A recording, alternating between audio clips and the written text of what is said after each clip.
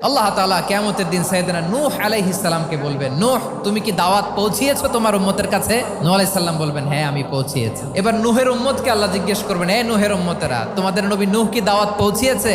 নূহের উম্মত বলবে, না আল্লাহ, কোনো দাওয়াতও আমরা পাই নাই, আপনারাও চিনি নাই, জান্নাতও চিনি নাই, জাহান্নামও চিনি নাই। নূহ আলাইহিস সালাম বিপদে পড়ে যাবেন। তখন আল্লাহ বলবেন, নূহ তোমার পক্ষে কোনো সাক্ষী আছে?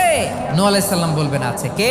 উম্মতে মুহাম্মাদি। তখন আমরা বলবো, আল্লাহ, আল্লাহর নবী নূহ আলাইহিস সালাম তিনি আপনি যা যা বলেছেন ঠিক তা তার উম্মতের কাছে পৌঁছে দিয়েছে। এবার নূহের উম্মতের সাথে আমাদের ঝগড়া লাগবে। তারা বলবে, তোমরা আসছো আমাদের হাজার হাজার বছর পরে, তোমরা কি করে জানলা? তোমাদের সাক্ষী ধর্তব্য হবে না? আমরা তখন বলবো, আমাদের কোরআনে তোমাদের নবীর নামে আল্লাহ তাআলা একটা সূরা নাজিল করেছেন, সূরাতে নূহ। দিন রাত এক করে তোমাদের কাছে তিনি দাওয়াত পৌঁছেছেন, সব আমরা জানি। আমরা যখন বলবো এই কথা, নূহের উম্মত চুপসে যাবে। তখন আমরা সত্য বলেছি কিনা এটা আল্লাহ তাআলা জানতে চাইবে বিশ্বনবীর কাছে। তখন বিশ্বনবী আমাদের পক্ষে সাক্ষী দিবেন। আওয়াজ করে বলেন আল্লাহু আকবার।